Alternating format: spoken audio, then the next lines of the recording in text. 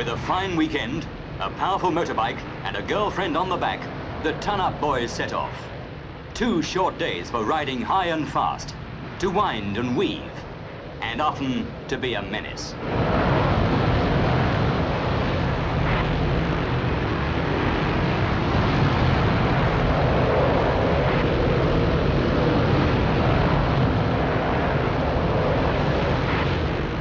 But behind the appalling accident rate of these teenage motorcyclists, there are nearly 2 million enthusiasts in Britain who ride motorbikes and scooters most weekends and never hit the headlines.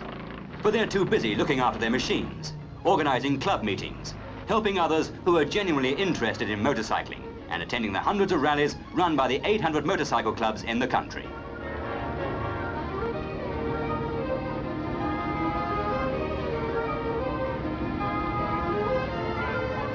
To the majority of motorcyclists, going for a ride is a family affair. And at the end of it, there's usually a get-together, like this club rally open to everyone at Bewley in Hampshire's New Forest.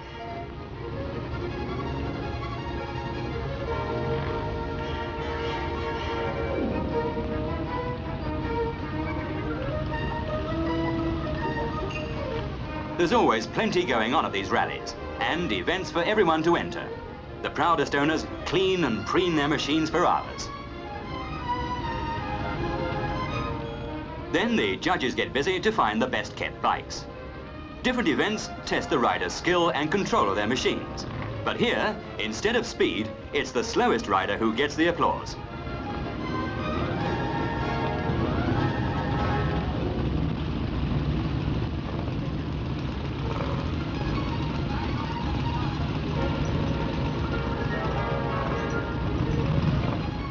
At the Montague Motor Museum, the vintage models of a more leisurely period attract the visiting motorcyclists.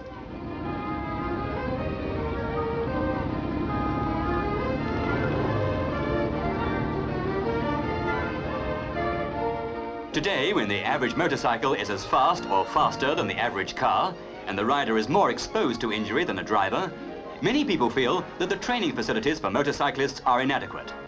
There are only 140 such schools in Britain, all run by the RAC, but there are more than 10,000 car driving schools.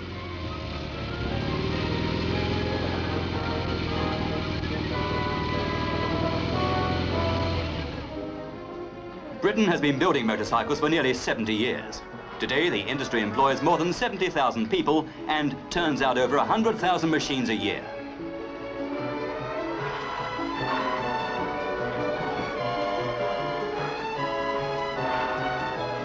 One-third of this output, £5 million worth of machinery carefully packed and crated, goes for export. America is Britain's biggest overseas customer, especially for high-powered machines, but they go all over the world.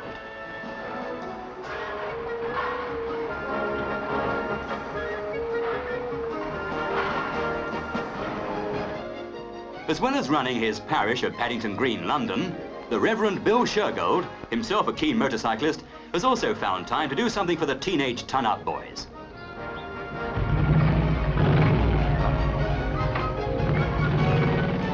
From his old parish in Hackney, he runs what is called the 59 Club, a church club to which black-jacketed rockers flock from every part of the country.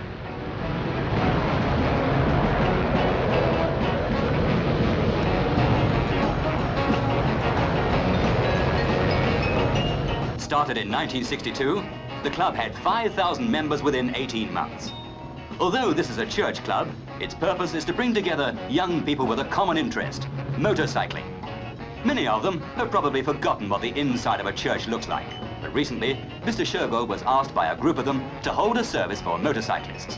Hundreds of rockers turned up for it.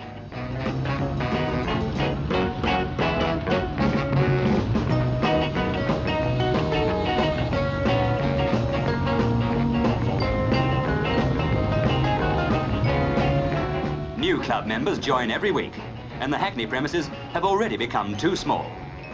More and more of these teenagers ask Father Bill, as they call him, for confirmation and communion.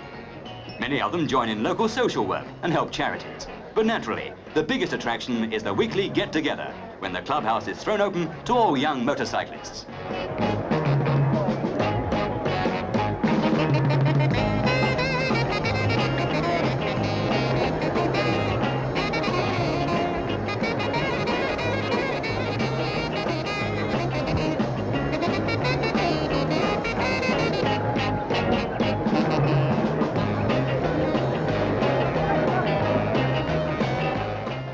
uniform is black leather. Their hair, a sergeant major's nightmare. And the two words on everyone's lips, the ton, 100 miles an hour.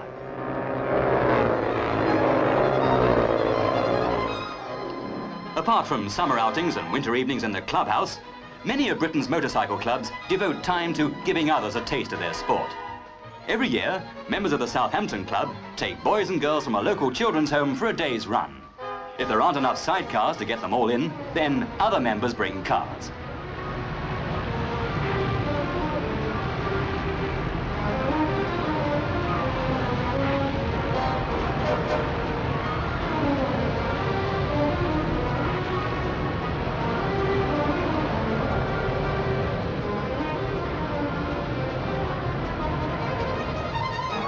It's out to the open spaces for the day for these youngsters. And even if they don't get rides on the wild ponies, their chauffeurs for the day will always help out.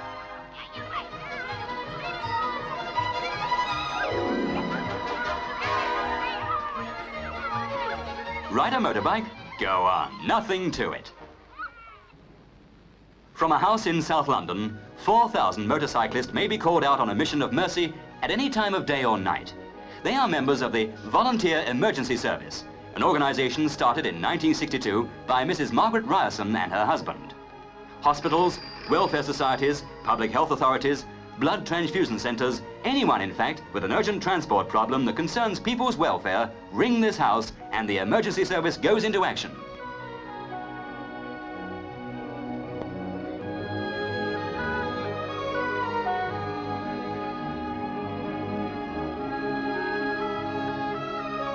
The volunteers are scattered throughout the country, and a phone call is put through to the nearest. These missions are entirely voluntary. The riders pay for their own petrol, and they even pay to join the organisation. 17-year-old Chris O'Hanlon, one of the volunteers in Surrey, is still at school. But here, he's being called out to deliver blood urgently required by a local hospital.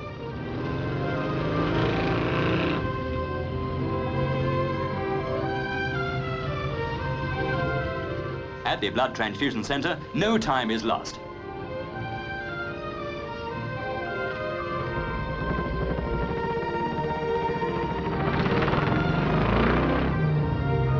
Soon he's on his way again with a box strapped to the back of his bike that could mean the difference between life and death for someone.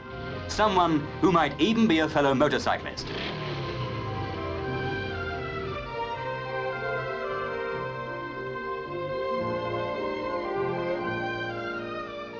Another ride is over. One, like so many others, that never makes the news. There are nearly 2 million motorcyclists in Britain, and to most of them, a ton is what it always has been. Just 20 hundredweights.